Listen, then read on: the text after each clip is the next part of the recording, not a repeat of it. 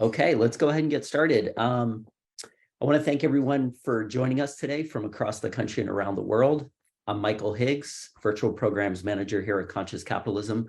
On behalf of our entire team, thank you for choosing to grow and learn in community with us today.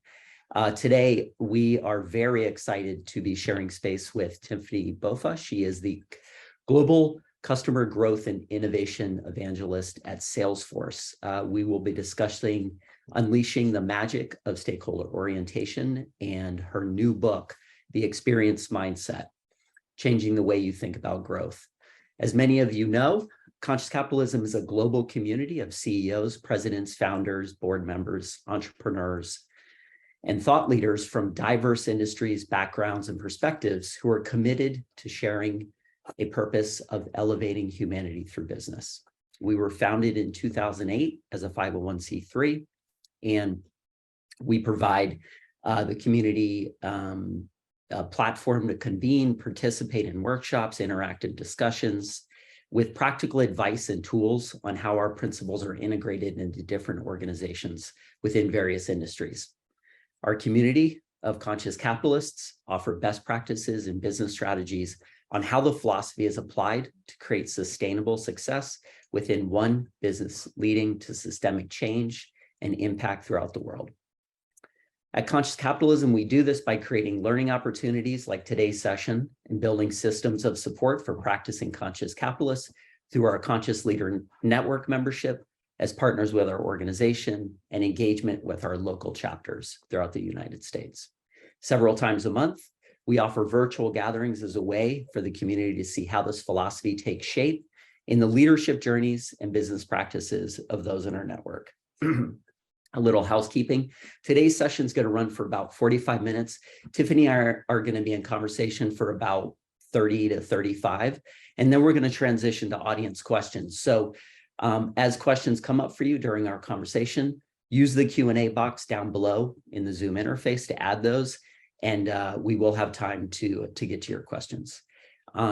If you have any technical questions, shoot an email to info@consciouscapitalism.org, and we should be able to help you. Now I'm very excited to introduce you to Tiffani Bova. In this virtual gathering, Tiffani is going to help us understand how employee attrition rates are often negatively impacted by an overemphasis on consumer experience, CX. And we're going to dive into some exclusive research from Salesforce that demonstrates the perspectives from employees and C-suite executives alike. And we're also going to share some advice about learning a new operating mindset, what I think we would call the experience mindset, that's going to help you balance consumer and employee needs in your business to magnify growth. A little background on Tiffani. Her previous book, Growth IQ, was a Wall Street Journal bestseller. It's been translated into 10 languages. She's ranked on the current Thinkers 50s list of top management thinkers, actually twice, and she does a number of media appearances, MSNBC, Bloomberg, BBN Bloomberg, and more. She also contributes in her writing to Harvard Business Review, Forbes, Entrepreneur, and Thrive, to name a few. And she also hosts a top-ranked podcast, What's Next? She's interviewed hundreds of thought leaders and executives. Lastly, Tiffani's been recognized and ranked as a top female business leader, including recognitions such as Top 100 Women in Tech, one of the most powerful and influential women in California, according to the National Diversity Council, and one of the top 25 B2B women influencers by Top Rank Marketing. Wow, Tiffani, incredible. I am so delighted to be in conversation with you today. I've been poring over your book the last couple of days, and it is a fantastic, compelling read. I want to jump right into it. What I'd like to do is, there are a couple stories that you share throughout the book that align very well with conscious capitalism. Many of the stories that you highlight feature CEOs that are connected to conscious capitalism. So I'm going to start in the intro. And I'll just read an excerpt here. You say, as my friend Hubert Joly, former CEO, chairman of Best Buy, told me on my podcast, quote, the heart of business is the idea of pursuing a noble purpose, putting people at the center, creating the environment where you can release that human magic, embrace all the stakeholders, and treat profit as an outcome. And you sort of challenge this notion immediately. And you say, I'm not sure how many executives would comfortably describe their business this way, not because it spotlights an often overlooked but critical piece of any company's success, which is the day-to-day operations of the people who work there. So I want to start with a question. You have had a varied career, currently at Salesforce, but how has your career given you a unique vantage point on what helps companies unlock growth? Let's start there. Let me start by saying, hi, Michael. Thank you for having me, and thank you for the kind introduction. I always, sort of joke we should stop there because they're probably going to be downhill from the bio. But let me try to attempt to answer that question. Certainly. I've been in and around tech now for about 30 years. Crazy to think that I've been on this ride for that long, but the very first domain name I ever sold to a business was in 1996, literally. And the first domain name I ever personally bought was in 1997. And I think it was my name. So thankfully I did that. But, I was a practicing sort of sales, marketing, customer service leader. And, as a high performing seller, you tend to be promoted. But that didn't mean at each promotion, I was pulled aside and sort of mentored or taught or coached about how to be a manager, how to lead people, sort of the power of influence and words, recognition and, burnout and all the things we're talking about now. Like as a first-time manager and early in my career, I wasn't thinking about that, right? It was about productivity. It was about performance. It was about revenue. It was about work. And not that it's any different now, but hopefully, right, leaders are far more aware, especially coming out the other side of the pandemic, about the importance of taking care of people and putting people at the center sort of decisions.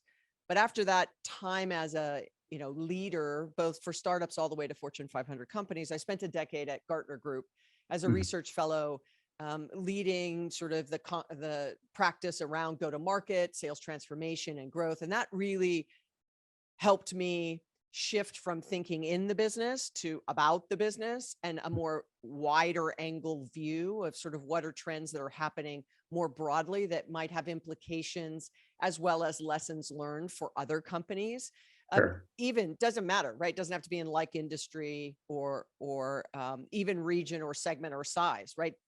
I might have a conversation with a company that has 40,000 employees and hang up that phone call back then, when I was at Gartner, and then pick up my next call and it might be someone who has 40 employees. But yet the question is, I'm finding it harder to find talent, or I'm finding it harder to close deals, or the sales cycle is lengthening. 40,000 employees or 40 employees, same questions, but different scale and understanding, as well as assets and access to capital and things like that. There, of course, is a difference, but the challenges at their root were very similar. And so what could I learn there and then share more broadly? Right? Fast forward, I've been here at Salesforce for 7.5 years, coming up on 8.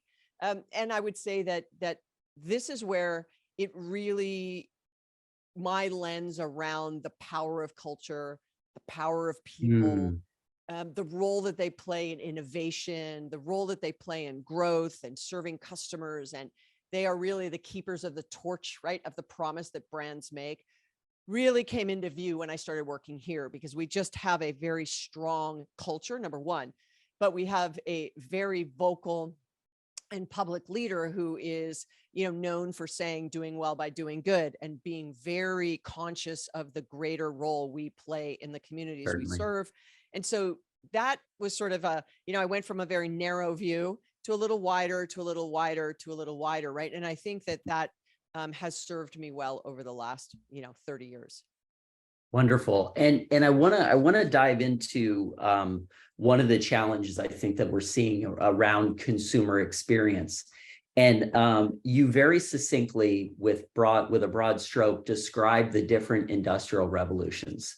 And you share with the reader that the first and second industrial revolutions were mainly product driven. They were mainly focused on production capacity and output. Then we entered this third revolution, which were really defined by communications. And that gave incredible insight for companies into their customers. But there's a flip side to that, of course, right? And you share this great story about Amazon. And I want to read from 2017, the letters of shareholders from Jeff Bezos. He says about his customers, "One thing I love about our customers is that they're divinely discontent. People have a voracious appetite for a better way, and yesterday's wow quickly becomes today's ordinary." So obviously, we have seen through our lifetime an emphasis on this CX, this component of consumer experience. I want to ask you, when companies sort of streamline for that customer journey, for it to be easy and frictionless. I mean, I grab my iPhone and I've got something in my shopping cart and it's fulfilled within seconds, right? When it's frictionless for me as a customer, how can it be made difficult for someone who's actually working as an employee to fulfill my order? Where's that challenge? Yeah, and I sort of tie the industrial revolutions with, if we land on the fourth, sort of the cross of the 2000s, when we entered 2000. I'm just going to give you sort of my own personal experience. As I said, I was sort of on this journey very early in this thing called the World Wide Web. I was a Loqua's beta client, or Eloqua, depending on how you say it. I was Constant Contact's beta client. Like, I was very, very early.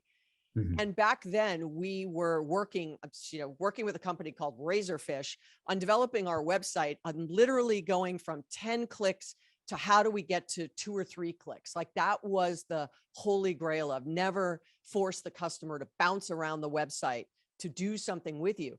In 2002, 3, and 4, like, we have been on this journey of trying to make it easier and less effort for customers for 20 years. And all in the name of improving their experience. Like you just said, right? From 10 clicks to 3 to now 1 click to voice, right? Into our, watch or into our phone and say, order me something, and, and it shows up in 2 hours in your house. Like, that kind of expectation is exactly what Jeff was talking about, right? It might have been that, wow, we went from 3 clicks to 1 click and we'd be done if we just said, well, we've accomplished that. But it was constantly pushing for trying to respond to these sometimes unrealistic, but ever-changing customer expectations. And by the way, in B2B, right, business to business, or B2C or D2C, like, doesn't matter to me, right? Businesses do 2 things. They make stuff, they sell stuff. I want to make stuff better. I want to sell stuff faster. Like, I'm oversimplifying, but if we just sit there, it was to reduce effort, to improve experience. Unfortunately, back then, when we were going from 10 clicks to 3 clicks in 2002, 3, 4, 5, what happened was, behind the curtain was, the humans were running around picking up what used to be done by the customer in order to fulfill that action, right? Or that job to be done, because the systems and tools at that time weren't available. There wasn't tight integration, there wasn't, it was very different than it is now. Yet 20 years later, we're still hyper focused on improving that experience for customers while reducing their effort. And we still force our employees to bounce between multiple applications. We would never ask a customer to have 5 tabs open to do business with us. One to find a product, one to order, one to enter credit card information, one to enter shipping information, and then one to track an order. Yet we do that to our employees. So we have just left behind, right, the people behind the curtain, right, in the call center, the sales rep, the marketer, the field service technician, the delivery person, all of those things ultimately was left to, the onus of the employee. So as customer effort went down, unfortunately, in most companies, employee effort went up. As the experience for customers went up, unfortunately, the experience for employees went down.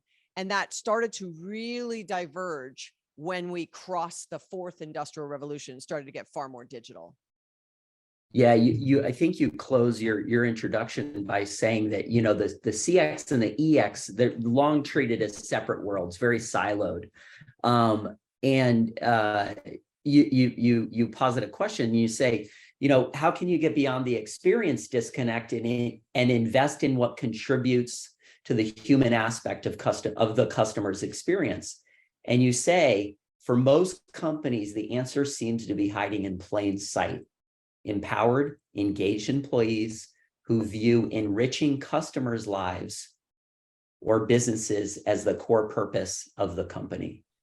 Right. And look, the fastest way to get customers to love your brand is to get employees to love their job. And the way they love their job is what you just described, Michael, right? They're engaged, they're empowered, they feel, that they have psychological safety, it's trust, it's enablement, it's training, it's investing in career development, whatever it is. They are the keepers. Your employees are the keepers of the promises you make as a leader. Those promises you make on your PowerPoint slide to your board, the tagline on your company name, the banner in the lobby of your office or your manufacturing plant or your warehouse. We are the most customer centric. We will go the extra mile for the customer. The we in that is not the presentation. The we in that is not the banner. The we in that is the people. And so if the people are to deliver on that promise, you have to give them what they need in order to do it. Now, I'm going to give a little caveat here. I am not a people expert. I'm not a culture expert. It's not a lane I've ever spent time in. I've sort of dipped my toe in it, talking about employee experience, but very clearly at the moment that matters, when an employee in some way does something that touches a customer, meaning the packaging they develop, the UI on the website or the app, call center rep, the service field technician, right? Any kind of engagement. It's the person who cleans the lobby where customers have to come in. That touches the customer in some way. While that cleaning personnel may never speak to a customer, if they don't care about the lobby being clean and it's messy, it says something to the customer. Like, I can digress into a quick story, but of course. It was a long time ago. I was in my early 20s and I was working for a woman who really sort of taught me everything I know about business from the age of almost 15 until I was 23. And she was, one of the very first female YPO members in Hawaii, which is where I'm from, the Young Presidents Organization. And so, I could see what I wanted to be like at a very young age. It was an awesome masterclass in everything I wanted to learn about business. But I was opening a indoor arcade. She owned an indoor arcade company, and it was 14,000 square feet, so a big store. And the roof of the store was all these light bulbs, and we were trying to replicate feeling like you were in a Carnival big top tent, because her husband owned the Carnival business in Hawaii. And so I was opening this new flagship 14,000 square foot store. And she came in on opening day, and all she did was point her finger up in the air. And mind you, I think I was 22 at the time. So 35 years ago, which is crazy. Anyway, I would think I was 22. She pointed up in the air, and I was just like, is she telling me I'm number one? Is she telling me way to go? Like, I don't know what she's telling me, right? Like, and almost didn't say anything. Walks away. And I let my eyes sort of gaze up in the literally thousands of light bulbs in the roof. One light bulb was out. One light bulb. Wow. Not 10, not 100, one. That was like my light bulb moment of the little things add up to this experience we wanted to create in this indoor arcade under the big top lit tent, and family and smell of pizza and popcorn and cotton candy and games and teddy bears and that whole environment, one light bulb. And that right there was everybody played a part. Was I the person responsible for the light bulbs? No. Was anybody in the line of people that were meeting her that were my, floor managers and those working at the snack bar and, back of the store? Were they the ones? No, it was part of the cleaning crew that was responsible for doing that. They weren't necessarily even in my line of sight, but I was the general manager. So from that moment on, like if ever I'm driving down the street and I see, the name of a store where the lights are out. So someone tweeted the other day that it said 24-hour poo I think I saw this tweet. instead of photo. Right. It's like, did anybody notice that a couple of the light bulbs were out and it said 24-hour poo? Like, you know what I mean? Like, what a metaphor for your employees just don't care. Like, if they don't care, your customers aren't going to care. And while it's funny and we can laugh about it, it's those little things that you want your employees to care, which means you have to care. And that is something that unfortunately makes, going back to the comment you made at the beginning of this conversation about Hubert Joly, about putting the people at the center, like how many managers or leaders would be like, I care enough so that my employees care enough to not say 24-hour poo, right? Like it's a part-time employee, it's a transactional hourly job. No one cares. The store is dirty. Boy, I'm a customer who wants to go there. Like, right? Like that's what I want to do, right? I want to go into that store because I think the employees care about what they're doing. No, it's not what's going to happen. Well, one of the things I want to highlight in the book is that you have done extensive research, and I want to call attention to one thing that you found, which is the lack of engagement that you're describing. It's estimated to cost the global economy 8.1 trillion in lost productivity. So while sure, it's one light bulb, but there is a very macro effect that cascades across thousands of businesses and organizations who are not paying attention to those small details that, allow for more employee engagement and just acknowledgement that, the C-suite cares. So you touched on this a little bit before, but how could you explain how a leader might make a decision that considers both the needs of the customers and the employees? Yeah, look, we've spent billions of dollars, and we, the sort of royal we in this one, right? The entire, from a global perspective, on improving customer experience. But yet the spend and the attention on the employee, as I've said a number of times, hasn't been there. And so what we don't want to do is have leaders saying it's productivity more, right? I want more. But more can't be I'm working longer hours and I'm burning out, right? And then I feel like I'm just running on this hamster wheel and I'm going nowhere. And no one's listening to me that, listen, if we could fix these three things, like these processes are broken or these tools aren't integrated. I'll give you a few stats. 52% of the C-suite believe that the technology they have deployed is working effectively and efficiently, and sort of, allowing their people to be more productive. Only 52%, which means 48% don't believe that is the case. Okay. 32% of employees believe that to be true. So we already have a 20% delta between the C-suite and employees, pretty much globally. But the showstopper for me was only 20% of customer-facing employees believe that the systems and tools that they have are allowing them to collaborate better, be more productive, and be more efficient and effective in their jobs. So those customer-facing employees are those keepers, right, of that brand promise. And so, what are we doing to really improve that? And so sometimes it is the small things get missed because it becomes this massive undertaking versus actually starting at that front line and saying, if you could ask one question, what's one thing I could do, as a manager, what can I do to remove obstacles from your, from your work so that you can be the best you can be, right? We've all said it. We'll remove one obstacle every week during a one-on-one. Ask them, what's one thing I could remove to free up a half hour more time for you or an hour of more time for you? What's one thing that you're wasting time on every day doing your job? And ask your entire team, 2 people, 5 people, 10 people, 100 people, and then work on those one things. All of a sudden, you're going to start to see commonality. There might be 2 or 3 buckets of things that you could go and fix quickly.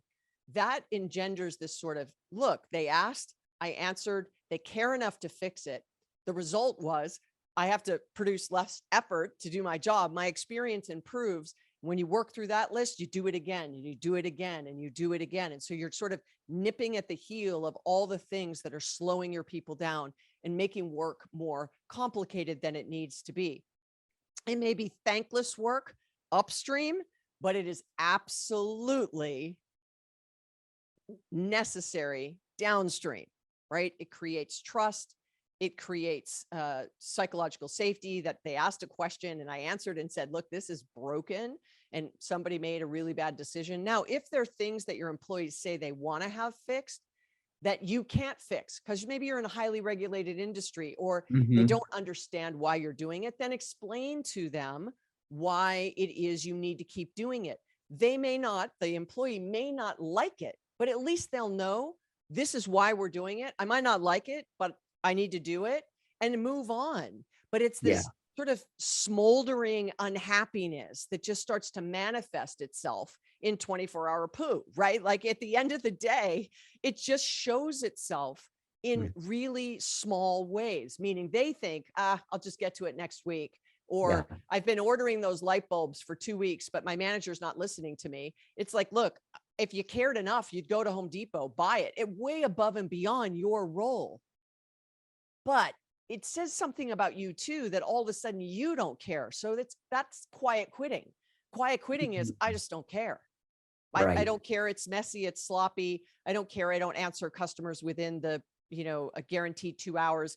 I don't care that I didn't ship it out on a Friday when I was supposed to. I'll ship it out on Monday. Oh, I'm sick on Monday. That's okay. I'll get it out Tuesday. It's that, just laissez-faire attitude that starts to impact brand and impact customers, and then their willingness and loyalty and all those things. So, I hope that I'm trying to take it to this big, massive concept of you have to reimagine customer experience and reimagine employee experience. Those are big statements.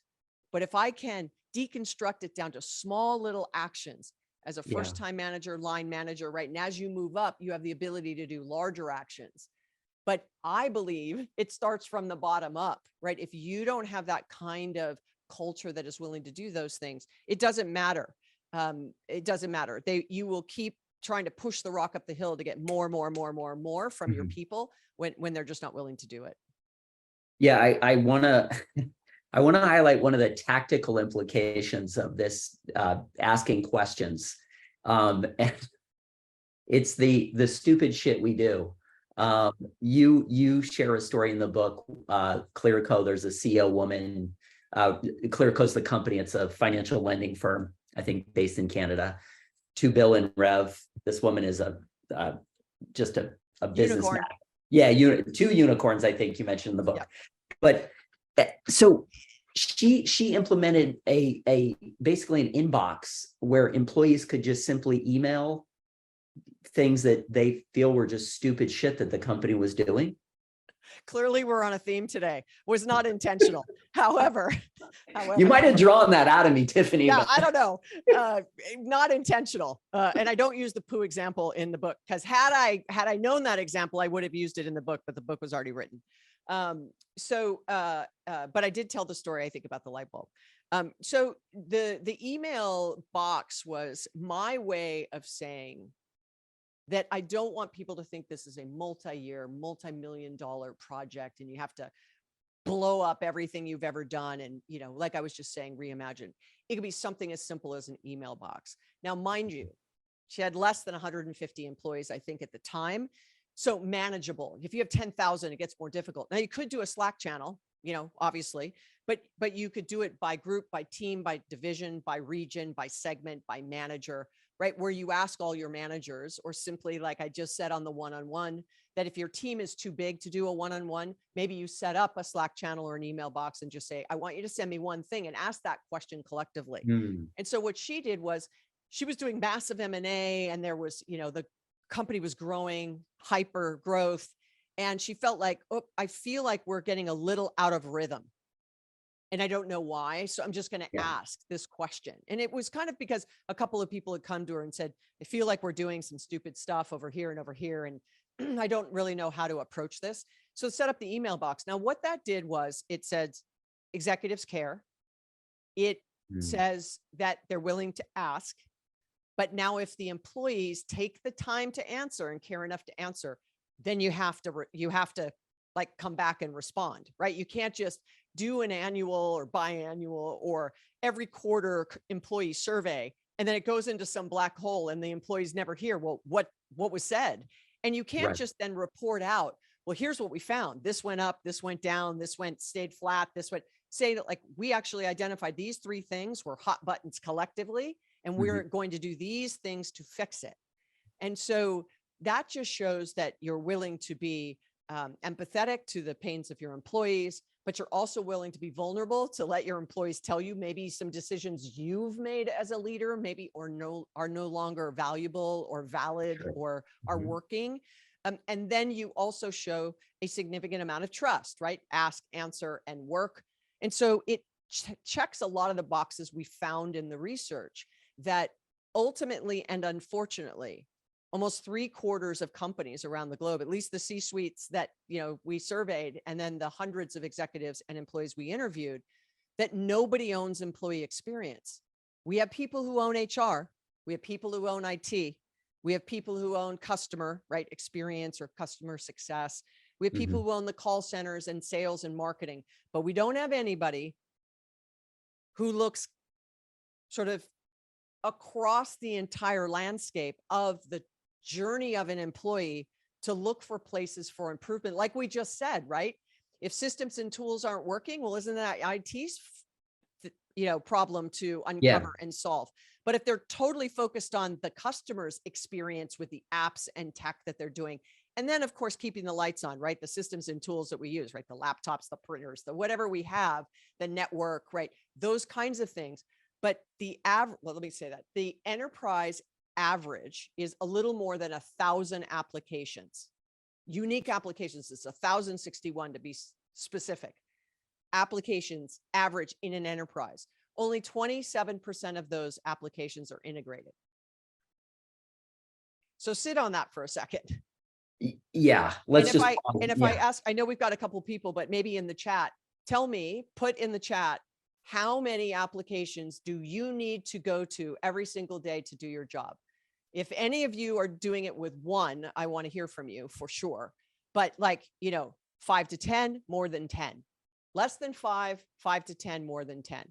If it's possible for you to do that in the chat, tell us, because I have to get to 10 applications or 12 applications every day in order to, do my job. Each time you switch applications, that switching cost in quotes is time.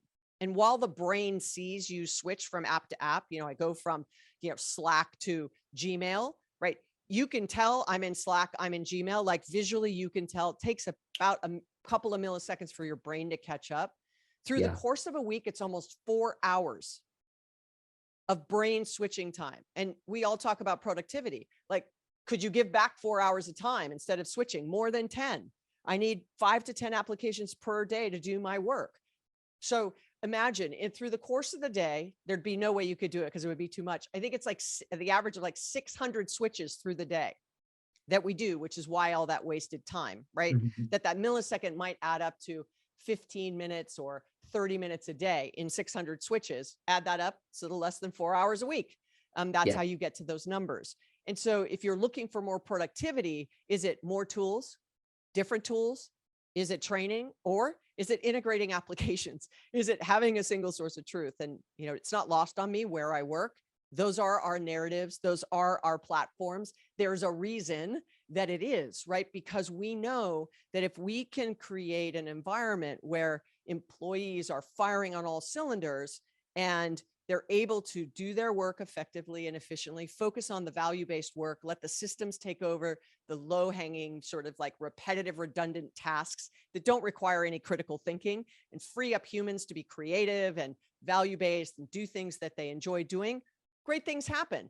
But yet we're very focused in the weeds, right? On that productivity of how many calls, how many tickets, how many, leads, how much pipeline, how quickly, what's the product development pipeline look like, those kinds of things, all very important, but, it doesn't lend itself to creating an environment where the great resignation or quiet quitting isn't just pervasive. Yeah. So let me ask you, whose responsibility would you say it is to own Yep. EX Yep. within the company? Well, when I started so just a little bit of backstory here. Look, I was standing on stage and I said, and it was in Canada many years ago, I didn't think it was a coincidence. Salesforce was a great place to work, according to, all the great place to work lists. One of the most innovative companies in the world and the fastest growing enterprise software company. And when I said that, I actually thought to myself, I'm not the first to say something like that. Happy employee, happy customer, get that right, greater growth rate. But could I prove it? And so it began a 2-year research journey. The first one was US only. We did with Forbes Insight. The second one was global. We did with Edelman. The third one we did for a retail case study with Talent Tech and Columbia University and Stanford. So really rigorous research. And lo and behold, we were able to show causation and correlation between happy employee. You can see improvement in customer satisfaction. When those two things are working, the multiplier and flywheel effect is you get greater growth rates. 1.8 times in the Forbes study, up to 50% revenue improvement in the retail study. And in the global Edelman study we did, it really showed the aspects of employee experience that were actually had the greatest impact on customer. I just wanted to give a little bit of backstory there. So when I was sharing that with executives, we were still sort of at the tail end of the pandemic, all via Zoom, did about 100. There was probably 8 to 10 on every roundtable I did. I heard 3 questions. One, if it's so obvious, why isn't everyone doing it? And it is obvious because I'm not the first to say it, right? But we are probably one of the few, if not only, to really show that direct correlation and causation. And so while obvious, then why isn't everyone doing it is sort of my question back. If it's so obvious, why don't you have someone responsible for EX? Tell me why you're not, you're only surveying your employees, but tell me how many applications are integrated. Like all of a sudden I can start to peel back very quickly that while obvious, you're not doing it. The second one was who owns it? And I would say to you that that is a very experts fixed mindset question, because who owns it is I need a new group, team, new silo, new leader, new metric, new KPI, new group, which is why I called it experience mindset. It's not advocating a new role in the C-suite or a new leader. It is that everybody should think, to your question, Michael, when we make a decision for customer, what is the intended or unintended consequence for our employees? We're going to launch video chat for the call center because that's what our customers say they want. And boom, we launch it, but we haven't done anything for employees because video calls are longer than voice calls. So now all of a sudden the call metrics are off. They weren't changed. They weren't trained on how to do video calls. It's a different communication style than just voice.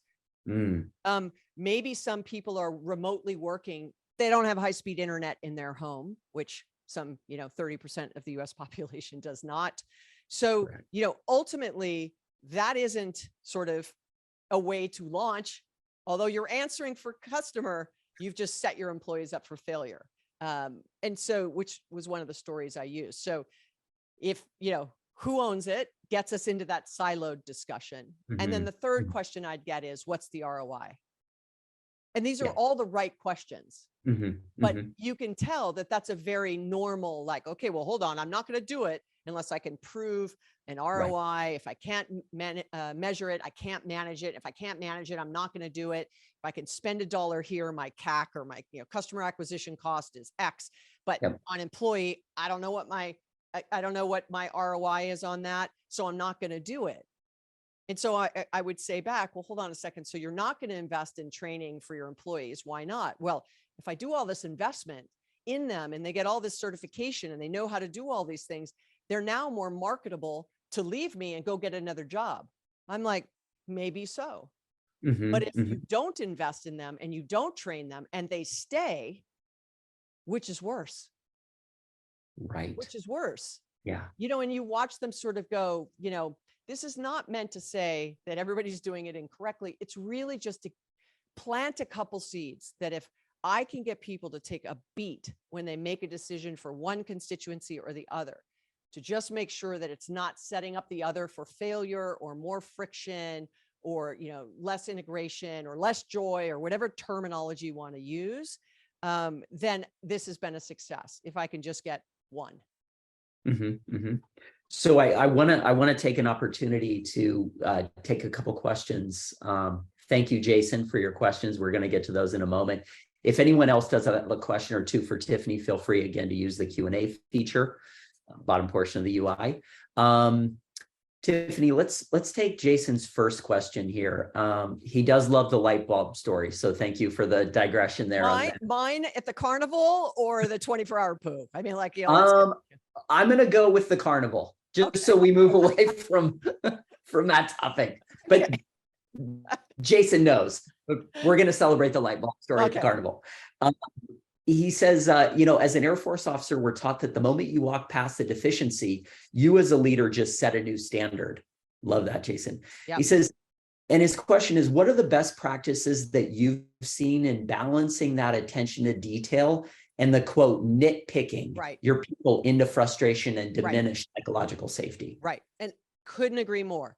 Like, this is not about, show up with the clipboard and here are all the things you're doing wrong, and this is what we're going to fix. You have to take your people on a journey with you. Now, in the military, I was not in the military, so I'm not even going to try to, put myself in those shoes. And there's a great quote at the beginning of the book from Mr. Tom Peters, who wrote the foreword of my book I think it was from an admiral or general, if you've got the book in front of you. I think it was, hold on. It was a good one. Let me double check that. Let me grab it. It says, so here's the book. And it says, the one piece of advice which I believe will contribute more to making you a better leader and commander, will provide you greater happiness and self-esteem, and at the same time advance your career more than any other advice. And it doesn't call for a special personality or any certain chemistry. Any of you can do it. And that advice is, you must care. General Melvin Zais. So U.S. Army War College. So military shout out there. But I would say that we need to become master askers. How can you ask questions to uncover that attention to detail in a way that makes them go, yeah, I probably should do this differently on their own, right? And kind of lead them to water as an example.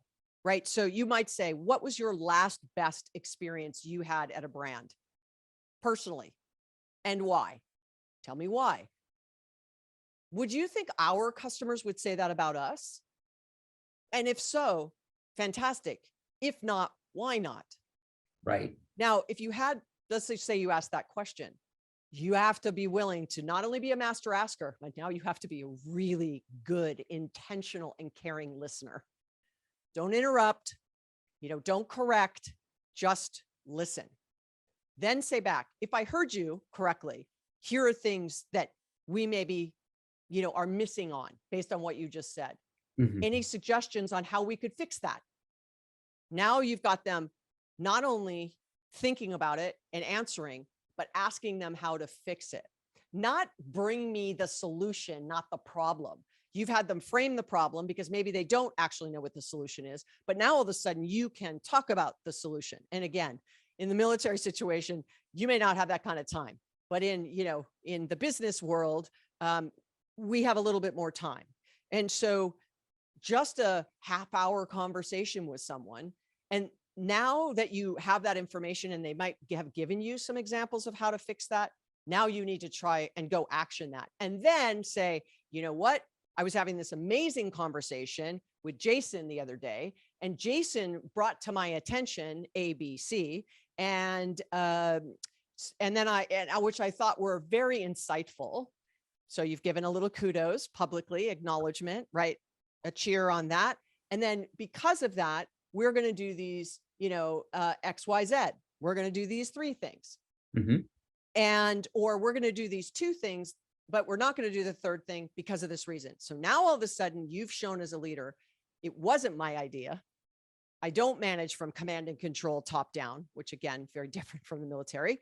And so ultimately you have created an environment. So now when you go ask the second person, they're like, oh, ask me. I got a whole bunch of ideas, right? And especially if you're willing to listen. So there are ways to nitpick without calling someone out, right? You can nitpick the problem, not necessarily the person. Now, if the person keeps repeating a bad behavior, that's a different story. But hopefully that answered your question, Jason. Wonderful. Permission for 5 more minutes, Tiffani. We've got Of 2 course. questions I'd love to get Of to. course. Perfect. And to our audience, we said we'd end it at 45 after the hour. We're going 5 more minutes with Tiffani. So thank you, Tiffani. Thank you, everyone joining us today. Stacy asks, how do entrepreneurs starting new businesses layer this thought process into the DNA from the start? Great question.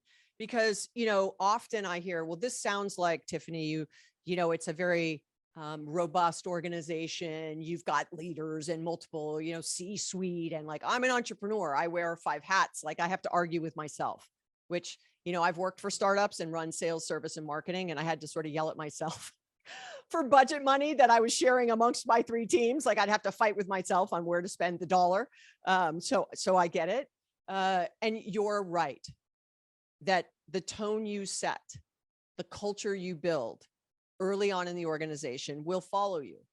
As it gets larger, it's harder to hang on to that, right? And so it constantly needs to be reinforced with things like, how are people measured and managed? What KPIs do you use? For example, are all your KPIs customer related? Are they net promoter score? Are they customer satisfaction? You don't have anything for employee. You survey your customers, you journey map your customers, you do surveys to your customers to understand what their needs are, but you don't do the same for employees. It is good until it isn't good, right? You can have a very healthy and robust culture until one day you wake up and it's either gone awry or it's totally toxic. And that's really what Michelle Romanow did in that example with the email box. As she started to scale, she started to notice, hold on a second, I used to know everybody's name, right? I used to know everyone. I could walk up to their desk. Now we're more, diverse, and I don't know everybody. And because of the pandemic, we're not in the same room together. And so it's not as easy to rally everybody together for 10 minutes in the company, kitchen. You can't do that. And so you feel like you've lost a little bit of that culture. And so you are right, is if you can set the tone at the beginning with whom you hire, if you hire a marketing person or customer experience, ask them, have they ever thought about the employee? Well, how do they interact with that? If you got someone in HR, have you asked them, well, have you ever paid attention to what tools they use in their role? Any suggestions? Reimagining it also requires you to get uncomfortable and have this beginner's mind of approaching it in a new way. And there is no roadmap, right? There is no right answer. There is no one way. So the book, The Experience Mindset, was really, here's the cover, was really a way for me to plant the seeds of what you could potentially do. Sort of talks about customer, talks about employee, talks about the research, talks about an experience mindset in real life in companies, like the example I use is Airbnb. Then I talk about people and process and technology and culture across those 4 areas of things you could do to uncover how to improve it. Then I get into metrics. I was trying to answer all the questions, right, that came out when I first started sharing. And then from the metrics was really, I do a fictional story of kind of what not to do, and 2 leaders that are really different styles of leadership that you may enjoy. And I play on some fun stories from real life stories, and then I protect the guilty by not using their names and company names in it. It's really kind of like a Law and Order, right? Ripped from the headlines, but protect the guilty from being called out on television. And then I sort of wrap that up with really just the highlights of what I think will be important. So hopefully there are some, little nuggets in there that will allow you to see, I'm going to start here and I'm going to look at it across people, process, tech, and culture, and make sure I stay aligned. And I don't get out of alignment between those efforts. Otherwise, you will see that disconnection and your employees will become less and less engaged and happy. Yeah, I want to just take, Bill, I want to acknowledge your question. Tiffany, would you mind holding the book up one more time? Because Bill, the answers you seek, they are in there. I can Yeah, I confirm. mean, look, listen, if you buy the book, great. If you listen to the book, great. You don't have to. If you've listened to our conversation, it is really, if I've got you thinking about ROI, great. So now the ROI question is, I want you to make a list of what are you tracking for customer KPIs and what's your ROI there? And then I want you to do the same for employee. What are you tracking? What are your ROI there? And are your executive compensation tied to both of those? Like, is your executive comp tied to MPS and customer sat, but not to employee attrition? Probably that's where everyone's going to focus. So I just want you to look at what you have now. And is there any ways in which you could go, hold on a second, like we've got all this insight and ROI and understanding on customer, but we don't have it for employee. We need something, right? And so then you might start to see, lo and behold, my employee satisfaction dipped. So did my net promoter score. And when my net promoter score dips, I see, sales cycles extend. I see churn rates increase. You may very quickly know when we see in customer satisfaction decline, we can see it in our revenue and profitability. And so if you could start to see the connection between, well, when employee goes up, customer goes up, when employee goes down, customer goes down. Well, hello, if you could see it on the customer side and you know that one of the drivers of, it's not the only driver, but if it's one of the drivers, you could start to see some loose connection there. They're going to go, we do not want employee, satisfaction or engagement to tank, because when it does, we see it in customer. And when we see it in customer, we see it in profitability and revenue. Would that float? Smaller your business, easier it is to float. Publicly traded, board might ask you different questions. Difference in scale, but I think that will help with that ROI question. Amazing.